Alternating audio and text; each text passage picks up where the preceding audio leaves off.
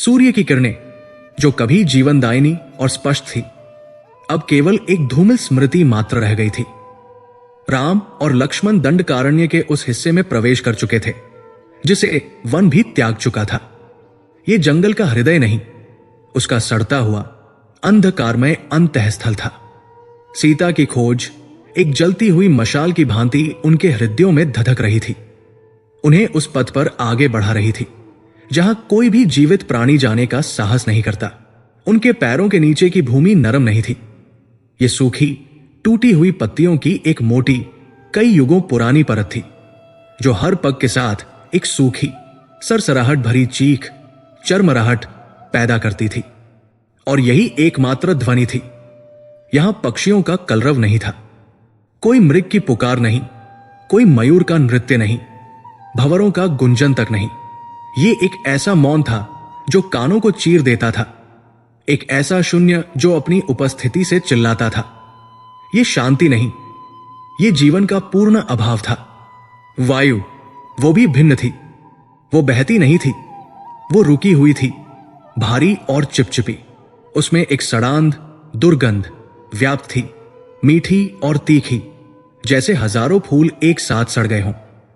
या शायद ये किसी विशाल मृत जीव की गंध थी जो कहीं पास में ही सड़ रहा हो। इस गंध के नीचे एक और परत थी, एक अमूर्त ठंडी गंध जिसे केवल आत्मा ही सूंघ सकती थी। भय की गंध। लक्ष्मण, जिनका हर स्नायु किसी भी खतरे के लिए तना हुआ था, इस स्थान से सबसे अधिक प्रभावित थे। उनकी उंगलियां बार बार उनके तरकश की ओर जा रही थी, उनके पोर सफेद पड़ रहे थे। उनका हाथ स्वतः ही धनुष की प्रत्यंचा पर पहुंच जाता, केवल यह जांचने के लिए कि वो अभी भी वही है। उनकी आंखें, जो एक कुशल योद्धा की भांति हर छाया का आकलन करने में सक्षम थी, यहां विफल हो रही थी। अंधकार इतना घना था कि छाया और वास्तविकता में भेद करना असंभव था। पेड़ एक दूसरे से इतने सटे हुए थे कि उनकी शाखाएं एक दूसरे में गुंथकर एक अभेद्य छत बना चुकी थी जिसने आकाश को पूरी तरह ढक लिया था। सूर्य का प्रकाश यहां प्रवेश करने का असफल प्रयास करता हुआ कहीं ऊपर ही दम तोड़ देता था। भ्राता, लक्ष्मण ने फुसफुसाते हुए कहा। उनकी आवाज इस गहन सन्नाटे में एक पत्थर फेंकने जैसी लगी। मुझे आभास हो रहा है। राम, जो अपने अनुज से 2 पग आगे चल रहे थे, रुके नहीं। उनकी गति में एक दृढ़ निश्चय था, किंतु उनकी आंखें लक्ष्मण से भी अधिक सतर्क थी। मैं भी इसे अनुभव कर रहा हूं। लक्ष्मण, राम की गहरी शांत आवाज ने भी उस भारी हवा में तैरना मुश्किल पाया। कोई अदृश्य शक्ति हम पर निरंतर दृष्टि गड़ाए हुए है। यह केवल एक भावना नहीं थी, यह एक भौतिक दबाव था। ऐसा लगता था जैसे सैकड़ों आंखें उन्हें घूर रही हों। हर झाड़ी के पीछे से, हर मुड़ी हुई जड़ के नीचे से, हर तने के अंधेरे खोखल से। यह एक ऐसी दृष्टि थी जिसमें कोई भावना नहीं थी, न क्रोध न घृणा, केवल एक ठंडी परिकलित भूख। लक्ष्मण ने अपने तरकश को पुनः संभाला। उन्हें लगा जैसे कोई उनकी गर्दन के पीछे ठंडी सांस ले रहा हो। उन्होंने तेजी से पीछे मुड़कर देखा। उनकी आंखें उस अंधकार को भेदने का प्रयास कर रही थी जहां से वे आए थे। कुछ नहीं, केवल वही मुड़े तुड़े पेड़ और वही अंतहीन सूखी पत्तियों का कालीन। ये स्थान, ये अप्राकृतिक है, लक्ष्मण ने कहा, अपनी आवाज को स्थिर रखने का प्रयास करते हुए। वे आगे बढ़ते रहे। मार्ग, यदि उसे मार्ग कहा जा सकता था, तो वो केवल उन विशालकाय वृक्षों के बीच का एक संकरा अंतराल था।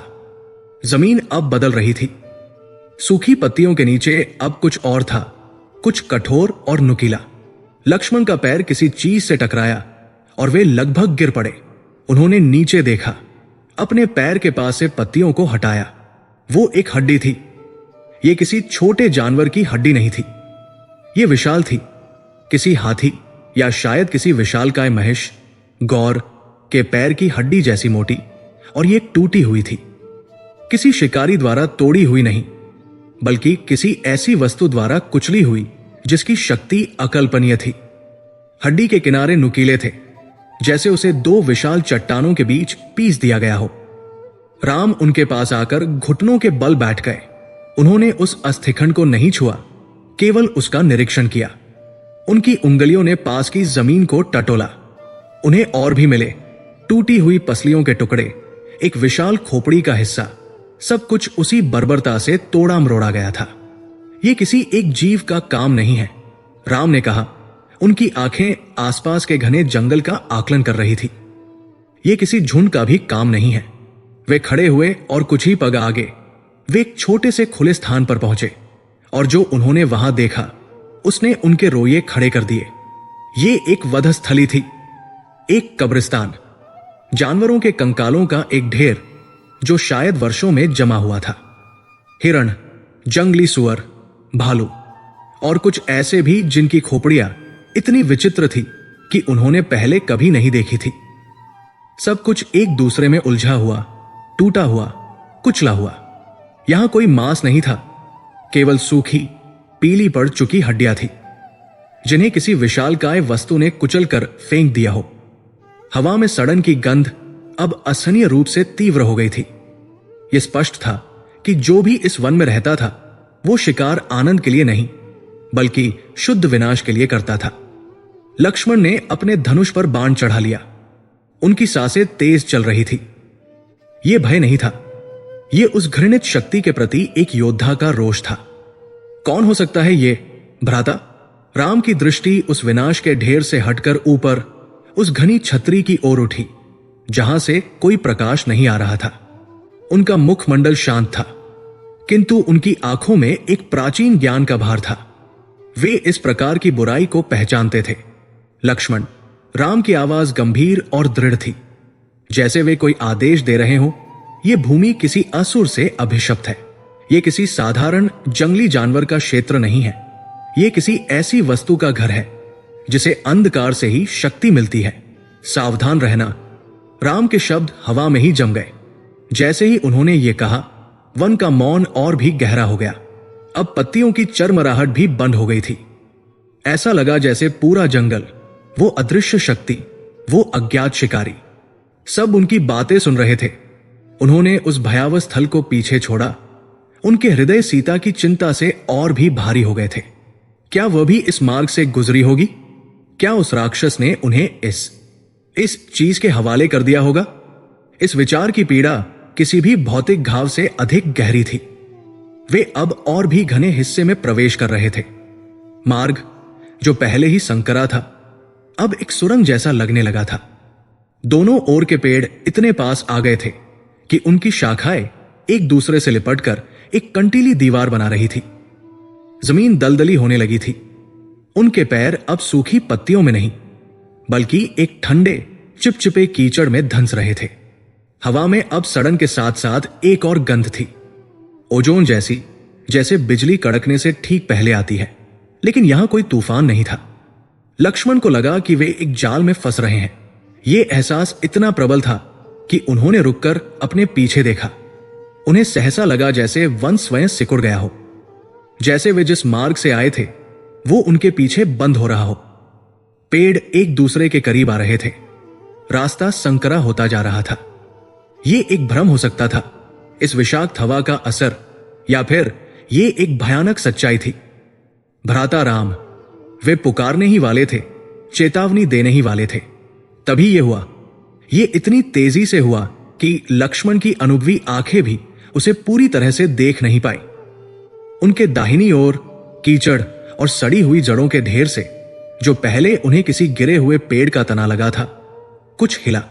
ये कुछ एक विशाल मांसल लता, बेल सी वस्तु थी। ये हरी नहीं थी। ये एक अस्वस्थ पीले भूरे रंग की थी, जैसे कोई मृत मांस हो। इस पर कांटे नहीं थे, बल्कि ये चिकनी और घिनौनी दिख रही थी। इससे पहले कि लक्ष्मण अपने धनुष को उठा पाते या राम भी अपनी ओर से कोई प्रतिक्रिया दे पाते, वो मांसल लता बिजली की गति से आगे बढ़ी। उसने हवा को चीर दिया। ये किसी जीवित प्राणी की तरह सटीकता से लक्षित थी। ये लक्ष्मण के टखने से जा लिपटी। पकड़ तात्कालिक और क्रूर थी। ये किसी बेल का लचीला स्पर्श नहीं था। ये लोहे के शिकंजे जैसा था। ठंडक, घिनौनी नमी और एक अकल्पनीय शक्ति ने उनके पैर को जकड़ लिया। इससे पहले कि लक्ष्मण संतुलन बना पाते, एक जोरदार झटका लगा जिसने उन्हें जमीन पर गिरा दिया। लक्ष्मण, राम की चीख इस मौन आतंक के साम्राज्य में गूंजने वाली पहली वास्तविक ध्वनि थी, जो सदियों के सन्नाटे को चीर गई। लेकिन वो लता रुकी नहीं। जिस गति से उसने लक्ष्मण को पकड़ा था, उसी अमानवीय तेजी से वह उन्हें वापस उस अंधकारमय कीचड़ और जड़ों के ढेर की ओर घसीटने लगी, जहां से वो निकली थी। लक्ष्मण, राम की चीख, जो उनके कंठ की संपूर्ण शक्ति और भ्रातृप्रेम की पीड़ा से निकली थी, उस दंडकारण्य के मौन आतंक में गूंजने के बजाय जैसे सोख ली गई। उस घनी सड़ती हुई हवा ने ध्वनि को आगे बढ़ने से पहले ही दबा दिया, मानो वन स्वयं नहीं चाहता था कि कोई इस अंतिम चीत्कार को सुने। लक्ष्मण, जो अब उस घिनौनी मांसल लता द्वारा जमीन पर घसीटे जा रहे थे, ने अपने पूरे बल से स्वयं को रोकने का प्रयास किया। उनके पैर कीचड़ में धंस रहे थे, उनके हाथ सूखी कंटीली झाड़ियों को पकड़ रहे थे, जो केवल उनके हाथों को लहूलुहान कर रही थी, लेकिन उनकी पकड़ का विरोध नहीं कर पा रही थी। वो अज्ञात शक्ति जो उस बेल में निवास करती थी, अकल्पनीय थी। राम ने अपने भाई को उस अंधकारमय कीचड़ और जड़ों के ढेर की ओर घसीटते हुए देखा, और एक योद्धा की सहज वृत्ति ने उनके शरीर का नियंत्रण ले लिया। उनके मस्तिष्क ने एक क्षण के 1000वें हिस्से में गणना की। दूरी, गति, खतरा, शोक या भय के लिए कोई स्थान नहीं था, केवल प्रतिक्रिया के लिए। उन्होंने अपने धनुष को, जो उनके हाथ में था, एक पल के लिए छोड़ा, उसे अपने कंधे पर लटकाया और अपनी कमर से बंधी कटार को निकालने के लिए हाथ बढ़ाया। लेकिन वो एक पल, वही एक पल निर्णायक था। इससे पहले कि राम अपने भाई की सहायता के लिए एक पग भी आगे बढ़ा पाते, इससे पहले कि उनकी उंगलियां कटार की मूठ तक पहुंच पाती, उनके बाईं ओर का अंधकार जीवित हो उठा। जहां पहले केवल एक विशाल काइलगा मुड़ा हुआ पेड़ का तना पड़ा लगता था, वहां से एक और विशाल लता सर्प की गति से निकली। ये लक्ष्मण को पकड़ने वाली लता से भी अधिक मोटी और शक्तिशाली लग रही थी। ये हवा में एक सड़ांध भरे विप की ध्वनि के साथ लहराई, और इससे पहले कि राम, जो स्वयं गति के स्वामी थे, अपनी स्थिति बदल पाते, ये उनकी कमर से किसी लोहे के पाश, फंदे की भांति जकड़ गई। ये कोई साधारण पाश नहीं था। जिस क्षण इसने राम के शरीर को छुआ, उन्हें इसका आभास हो गया। ये वनस्पति नहीं थी, ये मांस और रक्त से बना था, एक जीवित बंधन। ये ठंडा था, इतना ठंडा कि इसने उनके वस्त्रों और त्वचा को भेद कर उनकी अस्थियों तक को कंपा दिया। ये चिपचिपा और घिनौना था, और इसमें वही असहनीय सड़न की गंध बसी हुई थी जो पूरे जंगल में व्याप्त थी। वास्तव में यह गंध अब और भी तीव्र हो गई थी। यह स्पष्ट था कि यह जंगल नहीं, बल्कि ये लताएं ही उस दुर्गंध का स्रोत थी। पाश उनकी कमर पर कस गया। राम ने अपने फेफड़ों से हवा को एक झटके में निकलते हुए महसूस किया। पकड़ इतनी क्रूर और शक्तिशाली थी कि इसने उनकी विशाल छाती को सिकोड़ दिया। उनकी रीढ़ की हड्डी में एक तीव्र दर्द की लहर दौड़ा दी। एक क्षण के लिए उस अकल्पनीय दबाव के कारण उनकी दृष्टि धूमिल हो गई। दोनों भाई अब बंदी थे। भ्राता लक्ष्मण की चीख सुनाई दी, जो अब केवल घसीटे नहीं जा रहे थे, बल्कि उस कीचड़ के ढेर में लगभग डूब रहे थे।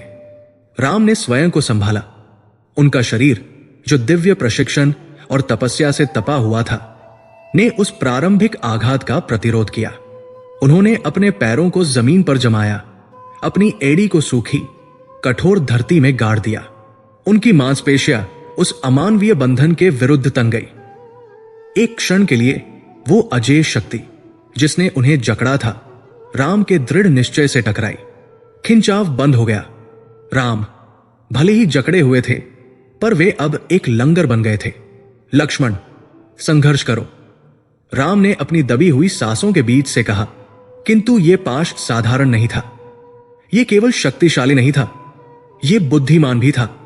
जैसे ही इसे लगा कि राम का बल उसके खिंचाव का मुकाबला कर रहा है, इसने अपनी रणनीति बदल दी।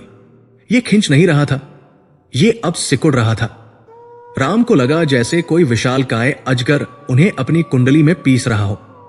लक्ष्मण, जो जमीन पर गिरे हुए थे, ने अपनी कटार निकाल ली थी। वे उस मांसल लता पर, जिसने उनके टखने को जकड़ा था, पूरी शक्ति से प्रहार कर रहे थे। कटार का तेज फल उस घिनौने मांस में धंस जाता और उससे एक काला गाढ़ा तारकोल जैसा रक्त इचोर बह निकलता, लेकिन इसका कोई लाभ नहीं हुआ। जहां भी वे प्रहार करते वो घाव एक पल के लिए खुलता और फिर तुरंत ही वापस भर जाता, जैसे कि वो जीवित मां स्वयं ही अपनी मरम्मत कर रहा हो। ये मर नहीं रहा है, लक्ष्मण ने क्रोध और हताशा में चिल्लाते हुए कहा। राम ने यह देख लिया था। उन्हें समझ आ गया था कि यह किसी साधारण प्राणी के साथ द्वंद्व नहीं है, यह कुछ और था, कुछ ऐसा जो प्रकृति के नियमों से परे था। उनकी कमर पर जकड़ा पाश अब और भी क्रूरता से कस रहा था। राम को अपने घुटनों पर बैठने के लिए विवश होना पड़ा। उनकी दिव्य शक्ति का मुकाबला एक ऐसी शक्ति से हो रहा था जो उतनी ही प्राचीन किंतु उतनी ही अपवित्र थी। तभी दोनों पाश एक साथ हिले। एक समन्वित शक्तिशाली झटके के साथ दोनों लताओं ने दोनों भाइयों को उनके पैरों से उखाड़ दिया। राम का लंगर टूट गया, उनका शरीर जमीन से टकराया और अब वे भी लक्ष्मण की भांति उस घिनौनी जमीन पर घसीटे जा रहे थे। संघर्ष, ये एक ऐसा शब्द था जिसे राम और लक्ष्मण ने अपने जीवन में नए अर्थ दिए थे। उन्होंने राक्षसों से, असुरों से, प्रकृति की आपदाओं से संघर्ष किया था, लेकिन ये अपमानजनक था। वे अपनी पूरी शक्ति से संघर्ष कर रहे थे।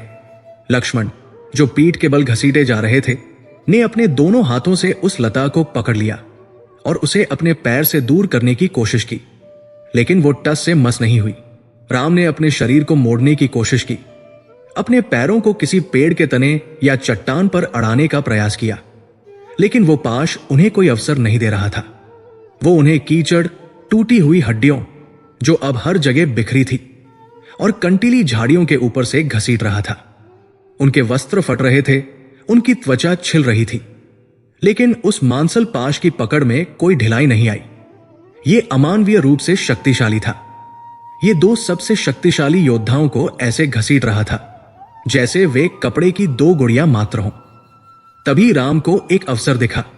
घसीटे जाने के दौरान उनका हाथ उनकी तलवार खड्ग की मूठ के पास पहुंच गया, जो अभी भी उनकी कमर पर बंधी थी, उस पाश के ठीक नीचे।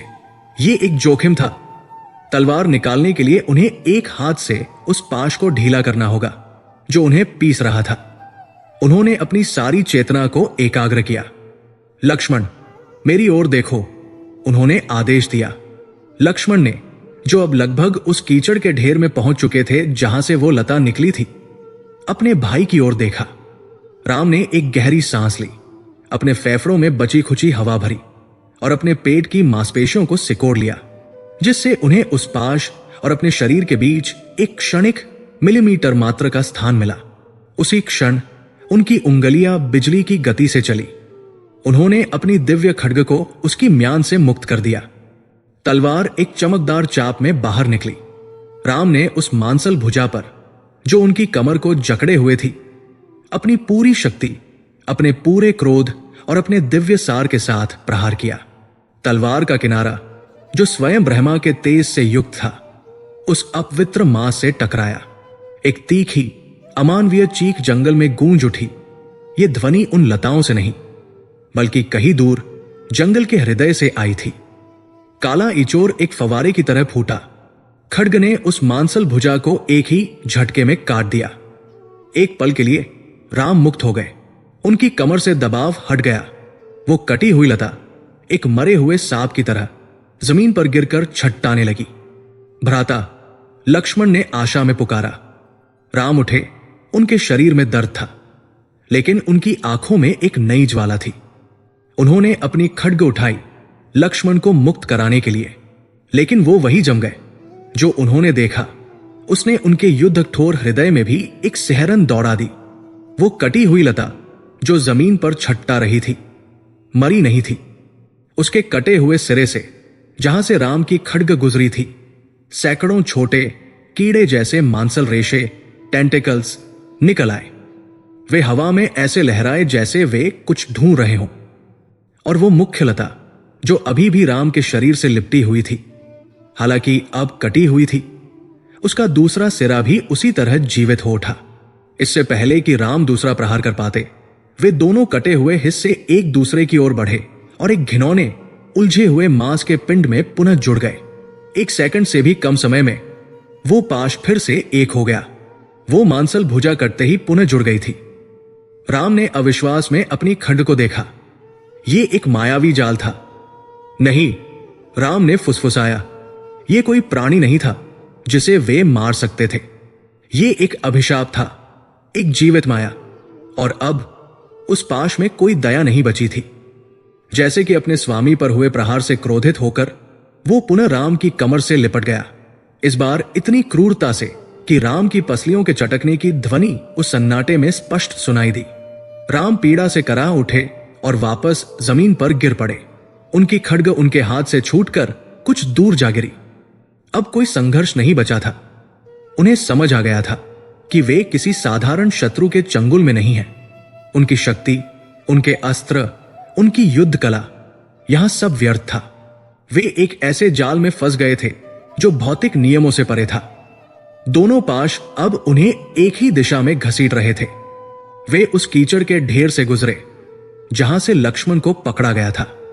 वो केवल कीचड़ नहीं था, वो उन काले इचोर का एक तालाब था और उसमें हड्डियों के और भी टुकड़े धंसे हुए थे।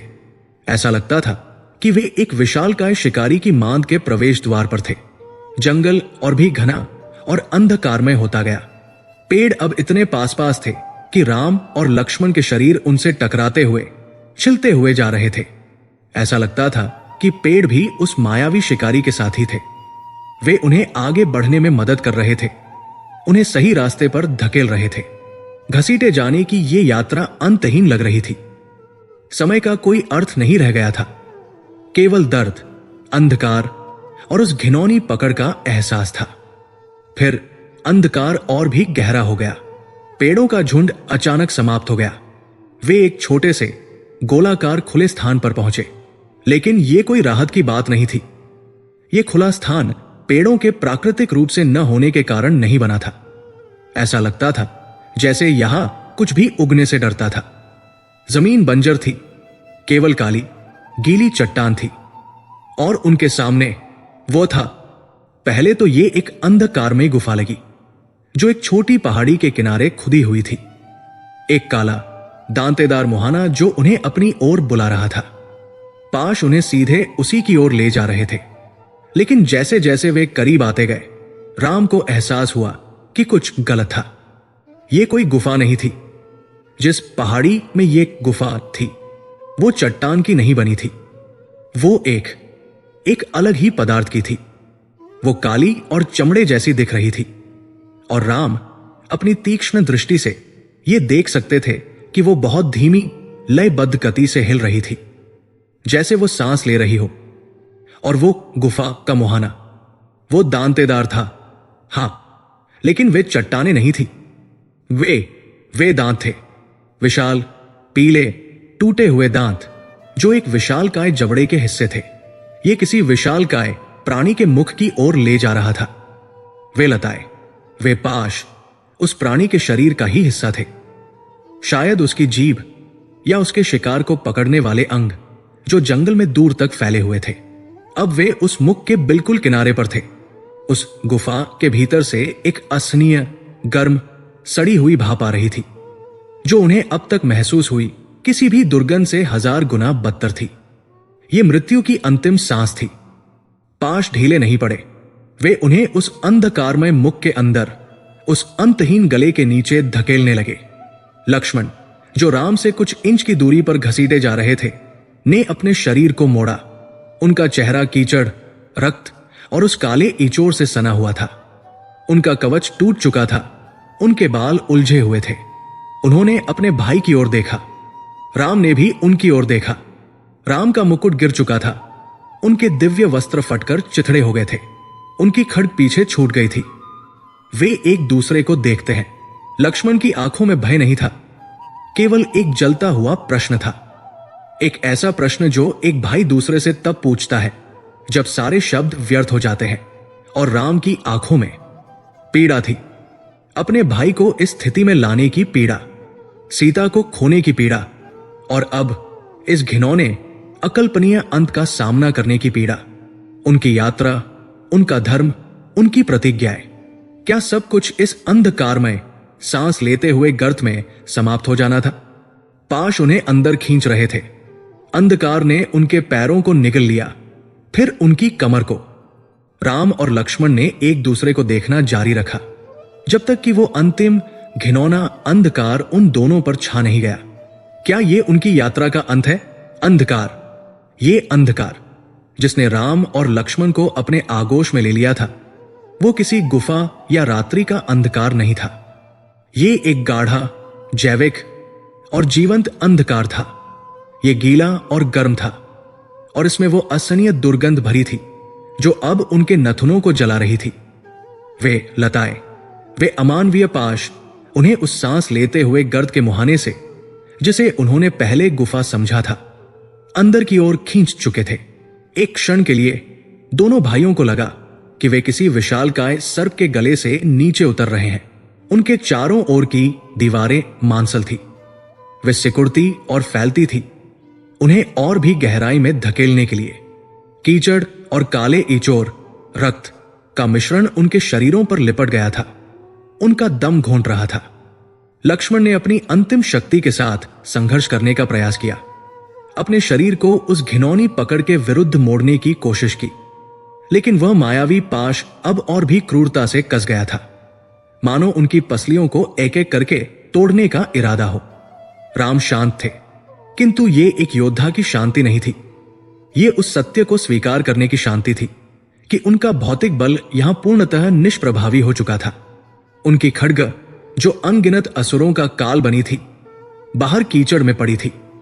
उनके दिव्य धनुष, जो उनके कंधों पर थे, उन पाशों द्वारा उनके शरीर के साथ ऐसे जकड़ लिए गए थे कि उन्हें हिलाना भी असंभव था। वे, जो ब्रह्मांड के रक्षक थे, अब केवल भोजन थे। तभी घसीटे जाने की वो घिनौनी यात्रा सहसा रुक गई। जिस अंधकार ने उन्हें निगल लिया था, वो अचानक छंट गया। वे गिरे। उन पाशों ने, उन मांसल भुजाओं ने उन्हें किसी निर्जीव वस्तु की भांति एक कठोर बंजर भूमि पर पटक दिया। राम और लक्ष्मण खांसते हुए और उस दुर्गंध से लगभग मूर्छित होते हुए उस कीचड़ से सने धरातल पर गिरे। उनके फेफड़ों ने पहली बार शुद्ध, यद्यपि अभी भी दूषित, हवा के लिए संघर्ष किया। वे कुछ क्षणों के लिए अचेत से पड़े रहे। उनके शरीर उस अकल्पनीय दबाव से मुक्त होने के बाद कांप रहे थे। लक्ष्मण ने सबसे पहले अपनी आंखें खोली। भ्राता, उन्होंने हांफते हुए कहा, अपनी चेतना को वापस बटोरते हुए। वे उठने के लिए घूमे और जो उन्होंने देखा उससे उनकी आंखों की पुतलियां भय से सिकुड़ गई। वे किसी गुफा में नहीं थे, वे किसी पेट के अंदर नहीं थे। उन्हें एक खुले मैदान में घसीटा गया था, जहां उस भयावह सत्य का अनावरण हो रहा था। ये मैदान पेड़ों से रहित था, एक विशाल गोलाकार बंजर भूमि। आकाश, जो अब तक घने पेड़ों से ढका था, यहां दिखाई दे रहा था, किंतु ये एक बीमार पीले धूसर रंग का था, मानो सूर्य का प्रकाश भी इस स्थान पर पहुंचने से डरता हो। जमीन पर घास नहीं थी, ये काली, सूखी, चटकती हुई मिट्टी थी, जो उन अनगिनत कंकालों के चूरे से भरी थी जिन्हें वे पहले देख चुके थे। ये एक वधस्थली थी, एक ऐसा स्थान जहां सदियों से केवल मृत्यु का भोज होता आया था। और उनके सामने वो था, उनका शत्रु कोई जानवर या दानव नहीं, बल्कि एक विशालकाय पर्वताकार गढ़ था। ये इतना विशाल था कि राम और लक्ष्मण को पहले लगा कि वे किसी काली चट्टान की श्रृंखला के चरणों में पड़े हैं, लेकिन ये चट्टान नहीं थी, ये मांस था, प्राचीन, झुर्रीदार, काई और लताओं से ढका हुआ कठोर मांस। ये जमीन से ऐसे उगता हुआ प्रतीत होता था जैसे ये कोई जीवित पहाड़ हो, जिसकी जड़ें पाताल तक जाती हों। और जैसा कि लक्ष्मण ने आतंक के साथ देखा, उसका ना कोई सिर था, ना ही पैर। जहां एक सामान्य प्राणी का सिर होना चाहिए था, वहां केवल उस मांस के पहाड़ का सपाट गोल शिखर था, जो उस धूसर आकाश में विलीन होता प्रतीत होता था। जहां पैर होने चाहिए थे, वहां वो विशाल धड़ बस जमीन में फैला हुआ था, मानो वो स्वयं उस बंजर भूमि का हिस्सा हो, या शायद वो बंजर भूमि ही उसके शरीर का विस्तार थी। राम अब उठकर बैठ गए थे। उनका विश्लेषणात्मक मस्तिष्क उस असंभव दृश्य को समझने का प्रयास कर रहा था। उन्होंने उन लताओं को देखा जिन्होंने उन्हें छोड़ा था। वे अब वापस जा रही थी उस विशाल धड़ की ओर, और तभी राम को पूर्ण सत्य का ज्ञान हुआ। वे लताएं जिन्हें वे समझ रहे थे, वे वास्तव में उस धड़ से निकली 2 योजन लंबी भुजाएं थी। वे भुजाएं थी, लेकिन किसी भी प्राणी की भुजाओं जैसी नहीं। वे मोटी, रस्सीदार और कई जगहों से टूटी और फिर से जुड़ी हुई लगती थी, जैसे सदियों के संघर्ष ने उन्हें यह वीभत्स रूप दिया हो। वे उस विशाल धड़ के कंधों, यदि उन्हें कंधा कहा जा सकता था, से निकलती थी, और जंगल में 2 विशाल सर्पों की भांति रेंगती हुई फैली थी। राम ने गणना की 2 योजन। ये प्राणी, ये धड़ बिना हिले डुले मीलों तक फैले इस जंगल के हर कोने से अपना शिकार खींच सकता था। वो जंगल जो उनका कारावास था, इस प्राणी का जाल था। वे दोनों भाई उस वीभत्स सत्य को देख ही रहे थे कि उस मांस के पहाड़ पर कुछ हिला। हलचल उस धड़ के मध्य में हुई, जो पहले एक विशाल चट्टानी दरार या एक पुरानी चोट का निशान लग रहा था, वो अब हिल रहा था। एक धीमी, घिनौनी, गीली आवाज के साथ वो दरार खुली। ये एक पलक थी। उस धड़ की छाती पर एक विशाल, क्रूर नेत्र चमक रहा था। वो नेत्र किसी भी जीवित प्राणी की आंख से परे था। वो एक रथ के पहिए जितना विशाल था। उसकी पुतली, जो रक्त के समान लाल थी, एक बीमार, सड़े हुए पीले श्वेतपटल के बीच घूम रही थी। उस नेत्र ने एक पल के लिए उस धूसर आकाश को देखा, और फिर वो नीचे राम और लक्ष्मण पर आ टिका। वो एक दृष्टि नहीं थी, वो एक दबाव था। ऐसा लगा जैसे उस नेत्र ने उन पर एक भौतिक भार डाल दिया हो, उन्हें जमीन पर दबा दिया हो। उस दृष्टि में कोई क्रोध या भावना नहीं थी, केवल एक प्राचीन, अतृप्त भूख थी। वो उन्हें देख नहीं रहा था, वो उनका आकलन कर रहा था, उन्हें तौल रहा था, जैसे एक रसोइया अपने भोजन का निरीक्षण करता है। राम ने अपनी पकड़ जमीन पर कस ली। इस दृष्टि के नीचे उन्हें अपने दिव्य सार के बावजूद स्वयं को नगण्य और भक्ष्य खाने योग्य महसूस हुआ। तभी उस नेत्र के ठीक नीचे उस विशाल धड़ पर एक और हलचल हुई। वो स्थान जहां किसी प्राणी का उदर, पेट होना चाहिए, वहां एक और विशाल क्षैतिज दरार खुलने लगी। ये वही गुफा थी, वही मुख था जिसके मुहाने पर वे कुछ क्षण पहले थे। ये उसका मुख था जो उसके उदर, पेट में था। वो मुख खुला और एक विशाल, अंतहीन, अंधकारमय गर्त का प्रदर्शन हुआ। उसके किनारे नुकीले, टूटे हुए पीले दांतों से भरे थे, जो चट्टानों के टुकड़े जैसे लगते थे। उस मुख के खुलने से एक ऐसी गर्म, असनीय भाप निकली जो उन्हें पहले महसूस हुई किसी भी दुर्गंध से परे थी। ये लाखों जीवों के पचे हुए अवशेषों की, सदियों की सड़ांध की गंध थी। दोनों भाई उस भाप से पीछे हटने को विवश हो गए। उनकी आंखें जलने लगी, और फिर उस पेट रूपी मुख के भीतर से एक ध्वनि का उदय हुआ। ये एक गर्जना थी, किंतु किसी सिंह या गज की नहीं। ये एक गीली, गड़गड़ाती हुई, गूंजती हुई आवाज थी, जैसे कोई ज्वालामुखी कीचड़ के समुद्र के नीचे से फट पड़ा हो। वो धड़ गरजता है और वो आवाज उसके पेट से आती है। कौन हो तुम? वो आवाज इतनी गहरी और शक्तिशाली थी कि उसने जमीन को कंपा दिया। शब्द स्पष्ट नहीं थे, वे किसी भाषा के कम और भूस्खलन के अधिक समान थे। ऐसा लगता था जैसे वो प्राणी स्वयं से बात कर रहा हो, ये जानने का प्रयास कर रहा हो कि उसके जाल में आज क्या फंसा है। राम अपने क्षत्रिय धर्म और राजसी गरिमा से बंधे हुए चुप रहे। इस वीभत्सता को क्या उत्तर दिया जाए? लेकिन लक्ष्मण का मौन टूट रहा था।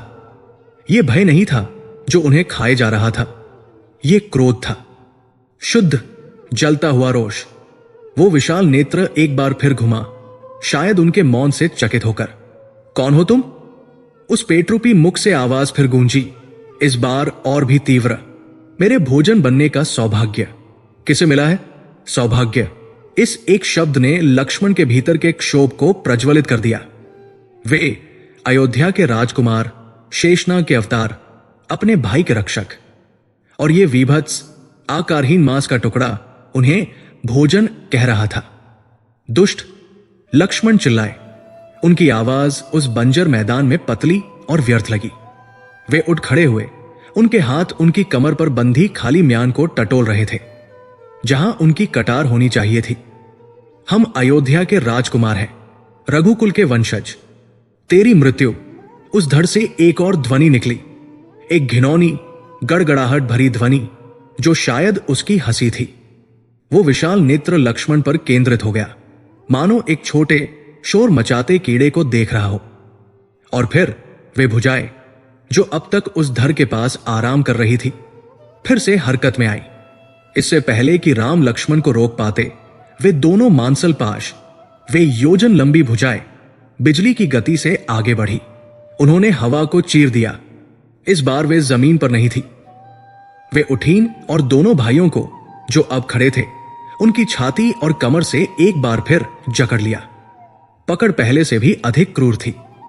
नहीं, लक्ष्मण ने संघर्ष करते हुए चीखा। राम ने भी अपने शरीर को तान दिया, लेकिन यह व्यर्थ था। वे दोनों जमीन से ऊपर उठा लिए गए, जैसे कोई बच्चा अपने खिलौने उठाता है।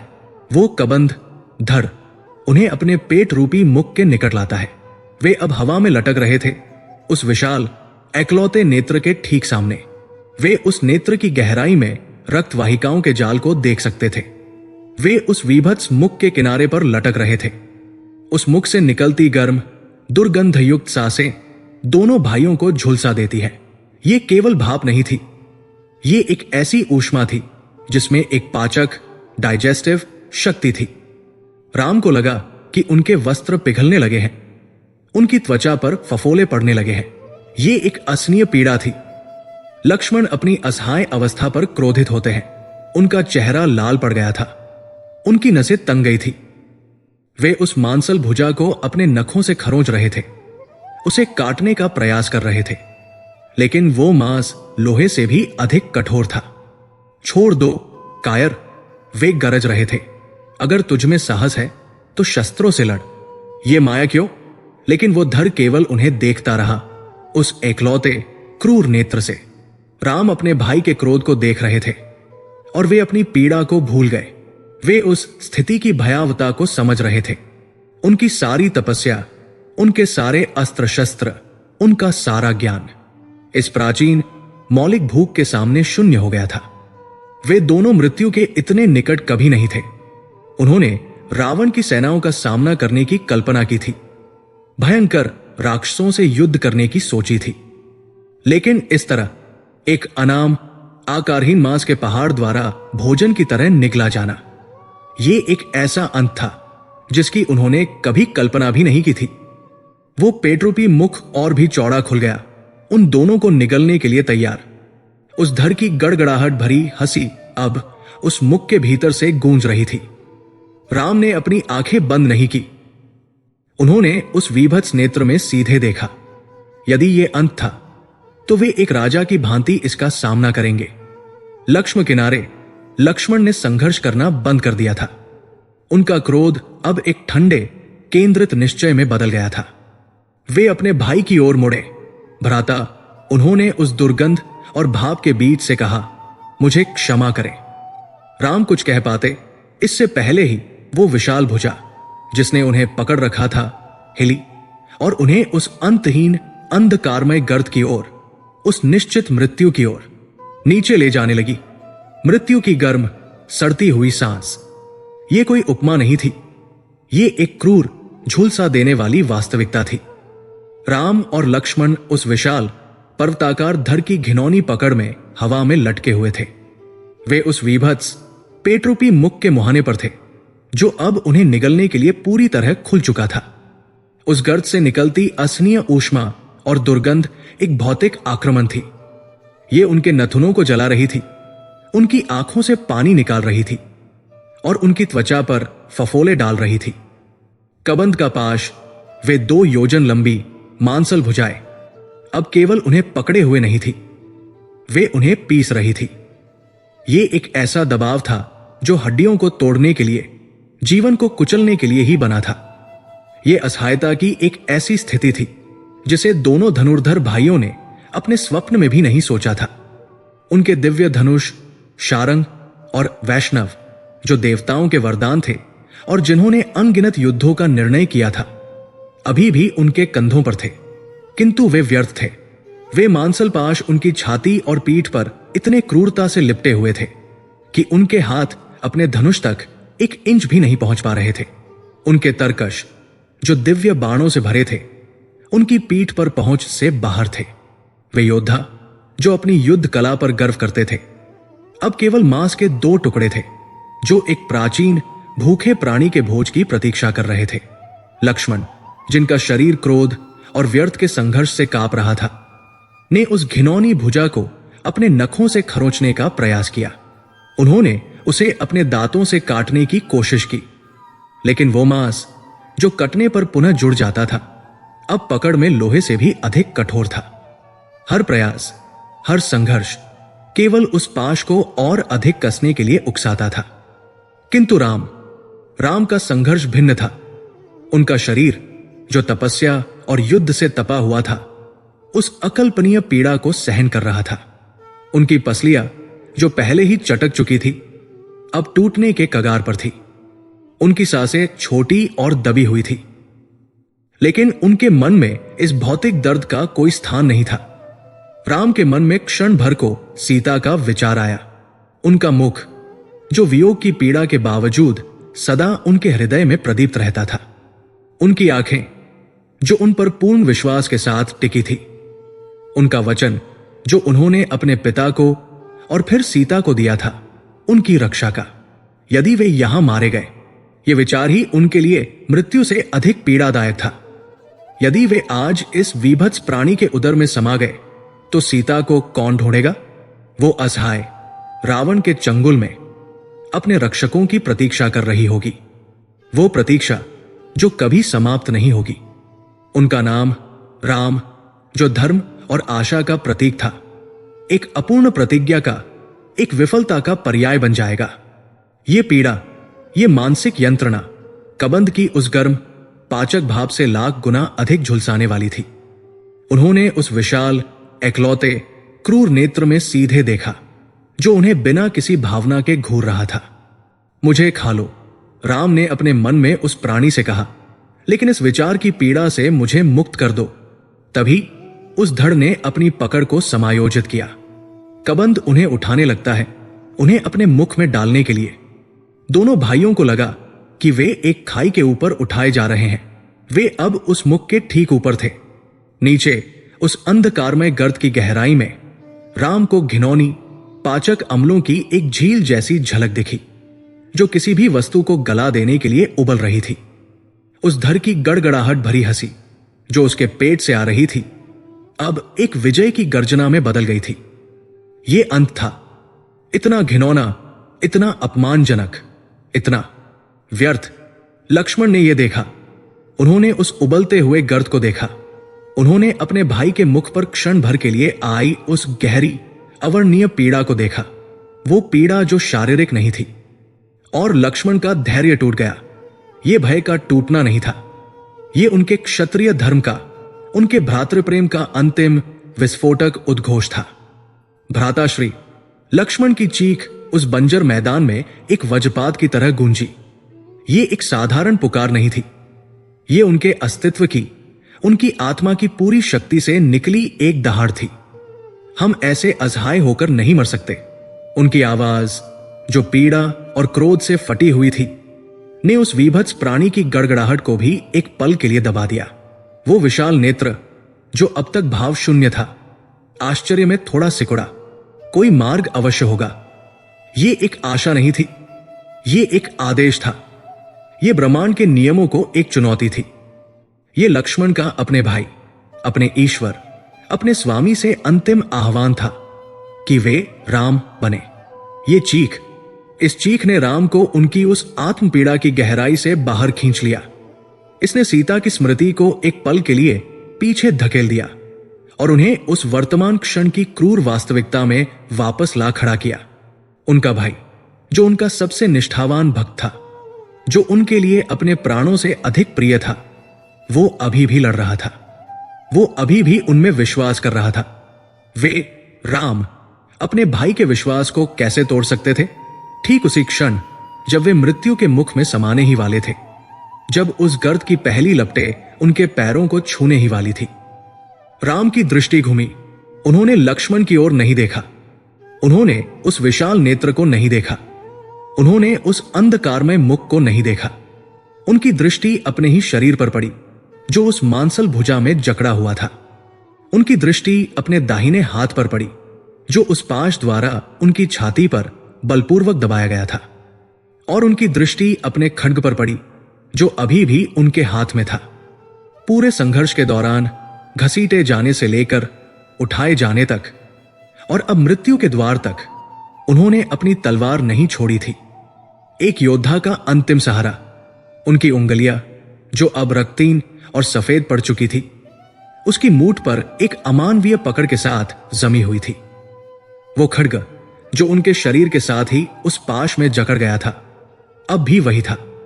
वो मायावी जाल उन्हें जकड़ सकता था, वो उनके धनुष को व्यर्थ कर सकता था, वो उनके शरीर को कुचल सकता था, लेकिन वो उन्हें निःशस्त्र नहीं कर पाया था। और जैसे ही उनकी दृष्टि उस दिव्य खड्ग के फलक पर पड़ी जो उस घिनौने अंधकार में भी एक क्षीण नीली आभा छोड़ रहा था, लक्ष्मण के शब्द उनके कानों में गूंजे, कोई मार्ग अवश्य होगा। उन्हें उस मायावी जाल की एक दुर्बलता, कमजोरी का आभास होता है। ये एक विचार की कौंध थी जो उस घिनौने मुख के अंधकार से भी तेज थी। वे मायावी थे, वे पाश, वे भुजाएं, वे कटने पर पुनः जुड़ जाती थी। उन्होंने स्वयं इसका अनुभव किया था। उस भुजा को मध्य से काटना व्यर्थ था। वो माया, वो पुनर्जीवित होने की शक्ति उस प्राणी के धड़ से, उसके मूल स्रोत से आ रही थी। लेकिन वे भुजाएं जो उसे भोजन कराती थी, वे उस धड़ से कहां जुड़ी थी? वे कंधों पर जुड़ी थी। राम ने उस विभत्स धड़ की संरचना को उस एक क्षण में अपने मस्तिष्क में फिर से आका। वो मांस का पहाड़, वे दो विशाल भुजाएं जो उससे निकलती थी, वे कंधे जहां वे जुड़ी थी। उन्हें आभास हुआ माया उस भुजा में नहीं थी, माया उस स्रोत में थी। यदि उस भुजा को मध्य से काटा जाए तो स्रोत उसे पुनः उगा देता था, लेकिन यदि उस भुजा को स्रोत से ही काट दिया जाए, यदि उस कंधे पर, उस जोड़, जॉइंट पर ही प्रहार किया जाए, ये एक जुआ था। एक ऐसा जुआ जिसके लिए केवल एक क्षण था और एक ही प्रयास। वो खड्ग उनके हाथ में था, लेकिन क्या उस पाश के दबाव के भीतर वे उसे घुमाने के लिए पर्याप्त स्थान बना पाएंगे? और क्या वे उस घिनौने मांस के पहाड़ पर उस सटीक बिंदु को, उस विशाल मुख ने उन्हें निगलने के लिए अंतिम गड़गड़ाहट की। गर्म भाप ने उनके चेहरे को झुलसा दिया। लक्ष्मण, राम ने अपने दबे हुए कंठ से केवल एक शब्द कहा। यह एक आश्वासन था, यह एक आदेश था। उनकी आंखें अब उस खड्ग पर नहीं थी, वे उस घिनौने मांसल कंधे पर टिकी थी जो उनकी पहुंच से केवल कुछ इंच दूर, उनकी पकड़ के ठीक नीचे था। लक्ष्मण, यह राम का केवल एक शब्द नहीं था, यह एक मंत्र था, यह एक आदेश था, यह उस घोर निराशा के बीच एक दिव्य संकल्प का उद्घोष था। लक्ष्मण, जो अपने भाई के साथ उस विभत्स पेटरूपी मुख के मुहाने पर लटक रहे थे, ने उस ध्वनि को सुना। यह उनके भाई की वो आवाज नहीं थी जो उन्होंने सीता के वियोग में या वन की पीड़ा में सुनी थी। ये राम की आवाज थी, वो योद्धा, वो राजा, वो अवतार जिसने अपने एक शब्द से ही युद्ध का निर्णय कर दिया था।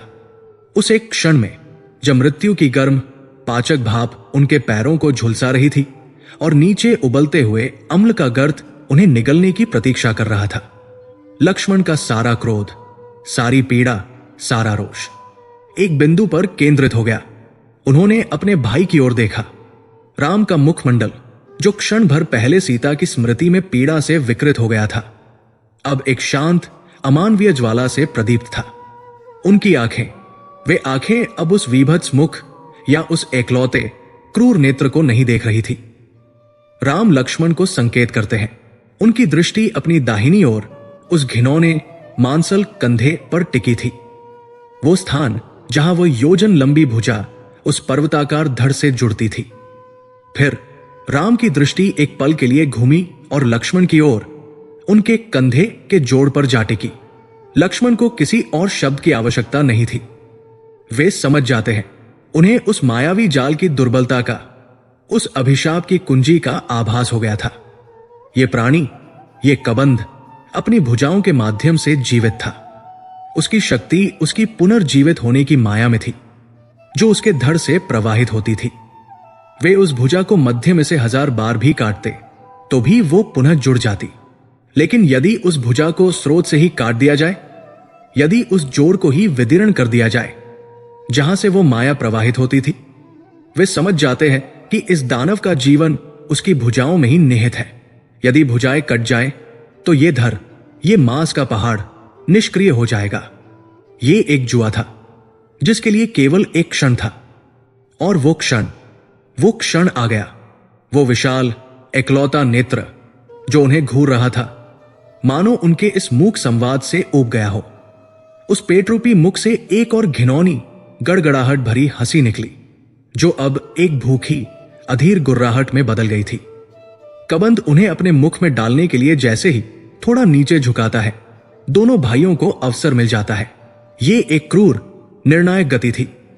वे विशाल मांसल भुजाएं जो उन्हें हवा में लटकाए हुए थी, अब उन्हें उस अंधकारमय गर्त की ओर, उस उबलते हुए अम्ल की झील की ओर नीचे ले जाने लगी।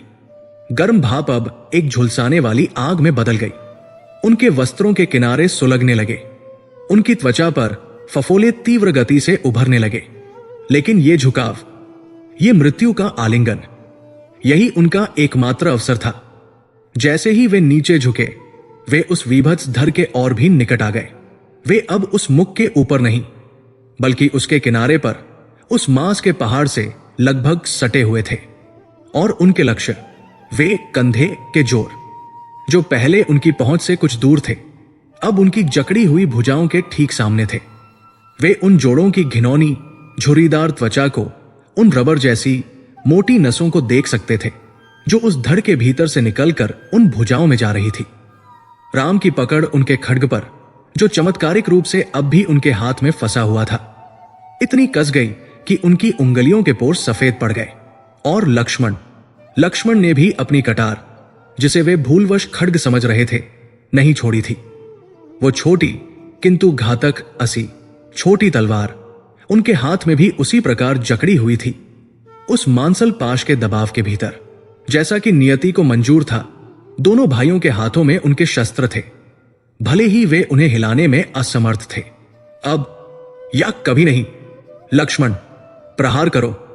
राम गरजते हैं। ये एक मनुष्य की गर्जना नहीं थी, ये वो गर्जना थी जिसने समुद्र को सुखा दिया था। ये वो ध्वनि थी जिसने शिव के धनुष को तोड़ दिया था। ये धर्म की, सत्य की, जीवन की अंतिम गर्जना थी, जो उस घिनौने दानव की मृत्यु गर्जना के विरुद्ध टकराई। एक ही क्षण में समय जैसे रुक गया।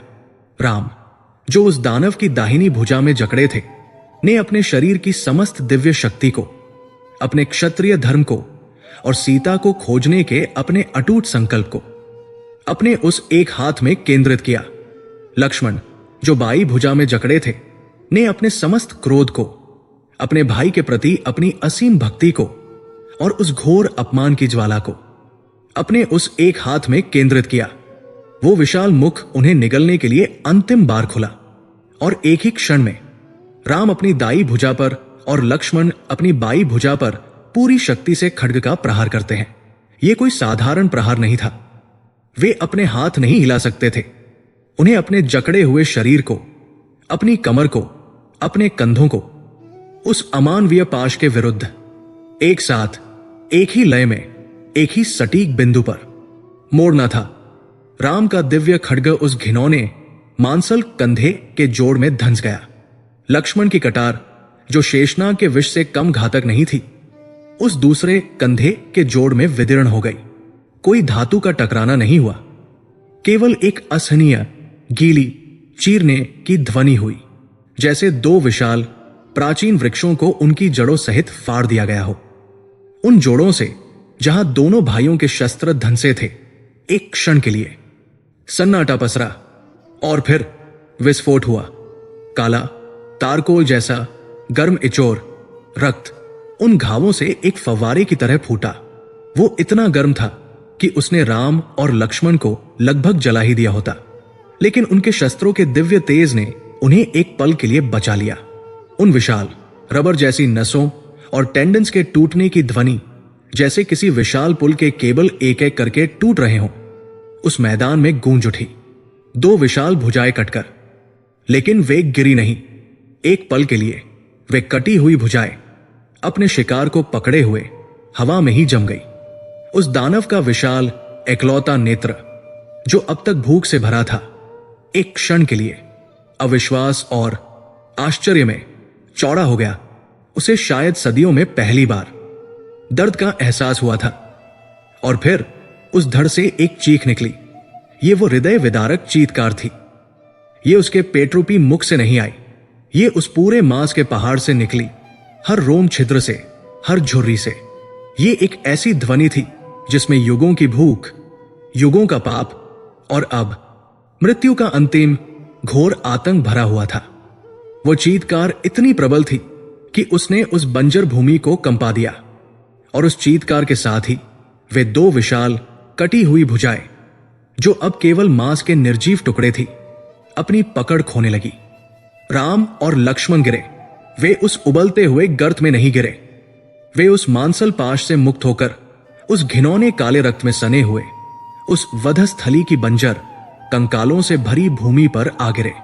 वे कई फीट की ऊंचाई से गिरे थे और उनके शरीर टूटी हुई हड्डियों और कठोर चट्टानों से टकराए। पीड़ा असहनीय थी, लेकिन वे जीवित थे, वे स्वतंत्र थे। परंतु ये अंत नहीं था। जैसे ही वे गिरे, वे दो विशाल कटी हुई भुजाएं, जो अब अपने स्वामी से अलग हो चुकी थी, वे भी जमीन पर आ गिरी।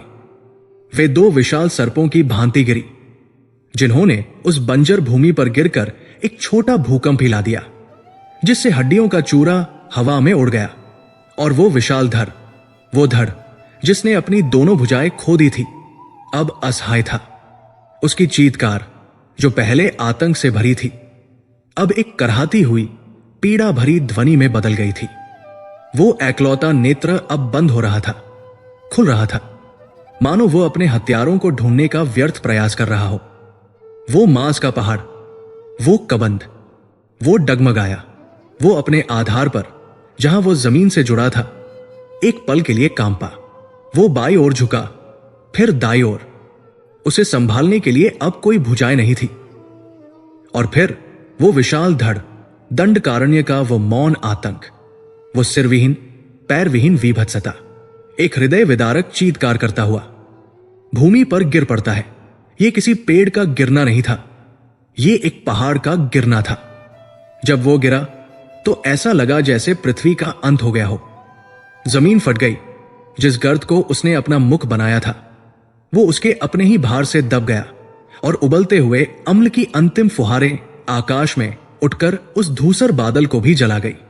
राम और लक्ष्मण, जो जमीन पर पड़े थे, उन्हें अपनी आंखों पर विश्वास नहीं हुआ।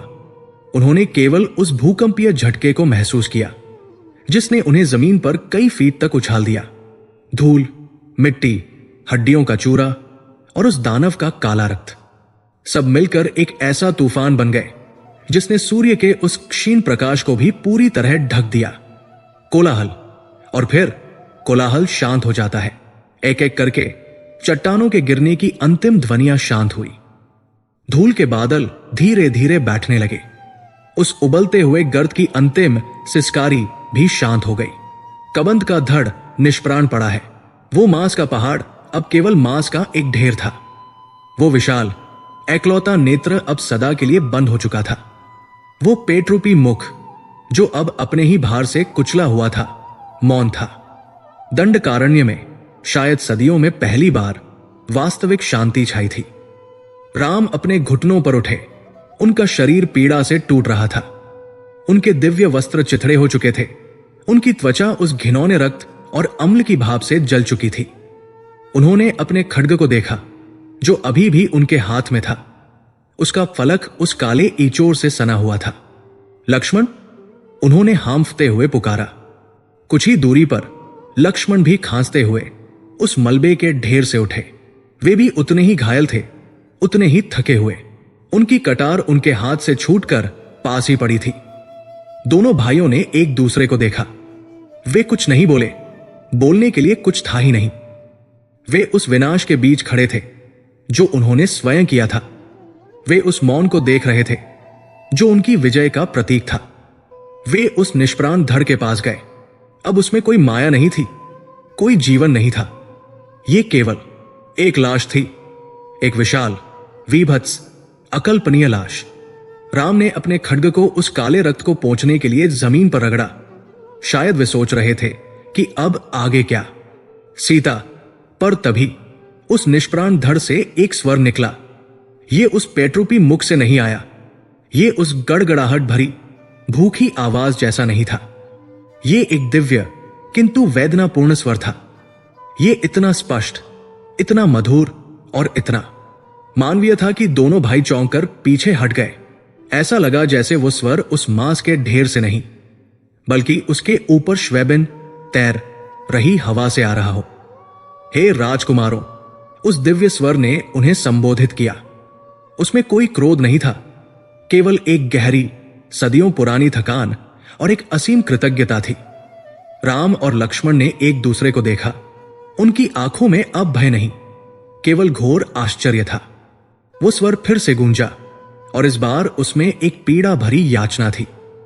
हे राजकुमारों, मुझे मुक्त करने के लिए मेरा अग्नि संस्कार करो। हे राजकुमारों, मुझे मुक्त करने के लिए मेरा अग्नि संस्कार करो। ये स्वर, ये उस बंजर मृत्युग्रस्त वधस्थली में, उस वीभत्स निष्प्राण पड़े मांस के पहाड़ के ऊपर एक विसंगति थी। ये इतना मधुर, इतना दिव्य और इतनी गहरी मानवीय पीड़ा से भरा हुआ था कि ये उस घिनौने परिवेश से मेल ही नहीं खाता था।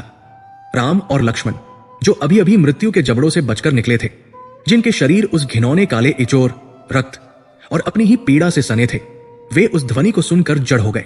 वे उस गिरे हुए निष्प्राण धड़ को घूर रहे थे जहां से वो आवाज आती प्रतीत होती थी। लक्ष्मण, जिनका हाथ अभी भी अपनी कटार की मूठ पर था जो जमीन पर पड़ी थी, अविश्वास में थे। उनका योद्धा का मन इसे एक और माया, एक और घिनौना जाल समझ रहा था। यह क्या छल है? वे उस निष्प्राण ढेर पर गरजते हुए बोले, किसकी है ये वाणी? क्या इस विभत्सता का अंत अभी भी नहीं हुआ?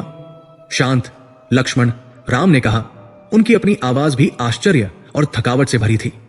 उन्होंने अपने भाई के कंधे पर हाथ रखा जो तनाव से पत्थर हो गया था। राम की दृष्टि उस मांस के पहाड़ पर टिकी थी, लेकिन वे उसे नहीं, बल्कि उससे परे देख रहे थे।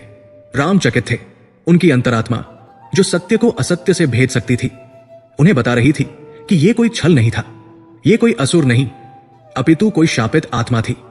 उस स्वर में जो वेदना थी वो वास्तविक थी, सदियों की, युगों की पीड़ा थी। हे अयोध्या के राजकुमारों, वो दिव्य स्वर फिर से गूंजा, इस बार और भी अधीर और भी याचनापूर्ण। भयभीत रहो। मेरा ये विभत्स रूप, ये मेरा सत्य नहीं है, ये मेरा कारावास है। मैं कबंध नहीं हूं, मैं एक गंधर्व हूं जो एक ऋषि के शाप से इस योनि में पड़ा हूं। आपने मेरी भुजाएं काटकर मुझे मारा नहीं है, आपने मुझे स्वतंत्र किया है। वो स्वर जो हवा में तैरता प्रतीत होता था, अब उस निष्प्राजीव धड़ के ऊपर और भी स्पष्ट हो गया। लेकिन यह मुक्ति अधूरी है, उस आत्मा ने कहा। उसकी आवाज में एक निराशा का भाव आया। जब तक ये अपवित्र मांस, ये मेरे पाप का प्रतीक इस धरती पर है, मेरी आत्मा इस वधस्थली से बंधी रहेगी। हे रघुकुल के वंशजों, मेरे शाप की अंतिम कड़ी यही थी कि आप ही मेरा अग्नि संस्कार करेंगे। कृपया अग्नि प्रज्वलित करें, इस घिनौने धड़ को भस्म कर दें, ताकि मैं अपने वास्तविक स्वरूप को पुनः प्राप्त कर सकूं। राम और लक्ष्मण ने एक दूसरे को देखा। एक क्षण पहले तक वे जिस घृणित वस्तु से लड़ रहे थे, अब उन्हें उसी का अंतिम संस्कार करने के लिए कहा जा रहा था। यह एक ऐसा मोड़ था जिसकी उन्होंने कभी कल्पना भी नहीं की थी। भ्राता, लक्ष्मण ने प्रश्नवाचक दृष्टि से राम की ओर देखा। राम ने एक गहरी सांस ली। उनके मुख पर अब युद्ध की कठोरता नहीं, बल्कि एक गहरी करुणा थी। उन्होंने उस अदृश्य आत्मा को संबोधित करते हुए कहा, हे दिव्य आत्मा, आपका परिचय जो भी हो, आपकी पीड़ा सत्य है। यदि हमारा यह कृत्य आपको इस घोर अभिशाप से मुक्त कर सकता है तो हम ये अवश्य करेंगे।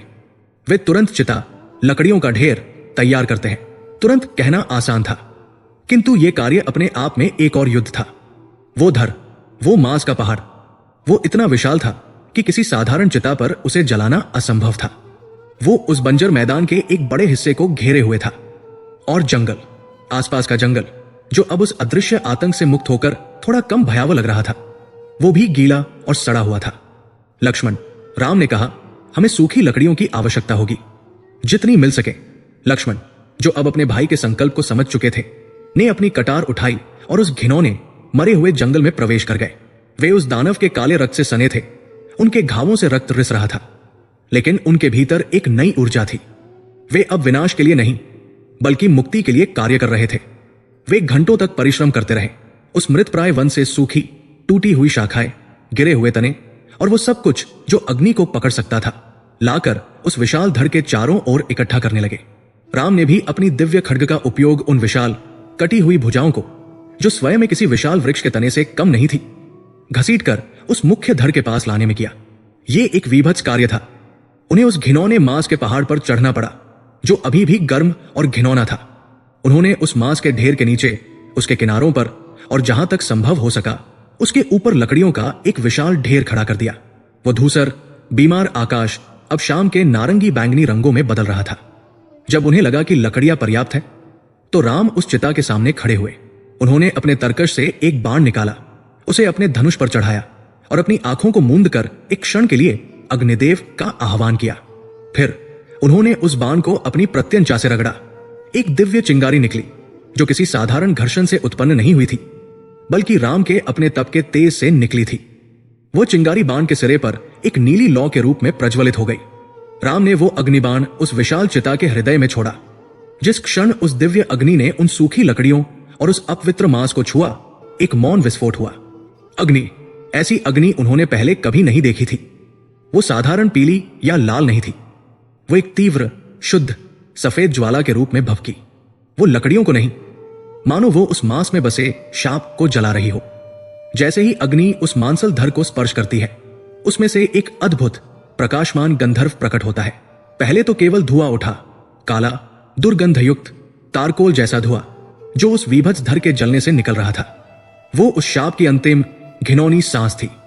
राम और लक्ष्मण को उस दुर्गंध से बचने के लिए कई पग पीछे हटना पड़ा, लेकिन फिर जैसे जैसे अग्नि और प्रचंड होती गई, कुछ बदलने लगा। वो काला धुआं कम होने लगा, और जो धुआं अब उठ रहा था, वो सफेद, लगभग चांदी जैसा था। और वो दुर्गंध, वो सड़न की, मृत्यु की गंध, वो गायब हो गई। उसके स्थान पर उस प्रचंड अग्नि के बीच से एक दिव्य सुगंध फैलने लगी, जैसे हजारों कमल एक साथ खिल उठे हों, जैसे चंदन और कपूर की वर्षा हो रही हो। वो सफेद ज्वाला, जो अब उस पूरे धर को अपनी चपेट में ले चुकी थी, और भी तेज और भी प्रदीप्त हो गई। वो अब जल नहीं रही थी, वो शुद्ध कर रही थी। और उस अग्नि के हृदय से, उस जलते हुए मांस के पहाड़ के ठीक केंद्र से एक प्रकाश पुंज उठा। ये सूर्य से भी अधिक उज्जवल था, किंतु चंद्रमा से भी अधिक शीतल। ये प्रकाश एक आकार लेने लगा। ये उस चिता से ऊपर उठा, हवा में तैरने लगा और धीरे धीरे राम और लक्ष्मण के सामने आकर रुका। आग अभी भी जल रही थी, लेकिन वो प्रकाशपुंज उससे अलग, उससे अछूता था। जब वो प्रकाश थोड़ा धीमा हुआ, तो दोनों भाइयों ने देखा, उनके सामने एक अद्भुत प्रकाशमान गंधर्व खड़ा था। वो कबंध के हर विभत्स अंश का पूर्ण विपरीत था। वो लंबा और तेजस्वी था। उसका शरीर स्वर्ण की भांति दमक रहा था। उसने रेशम के दिव्य वस्त्र और रत्नों से जड़े आभूषण पहने हुए थे, जो उस अंधकारमय वन में तारों की तरह चमक रहे थे।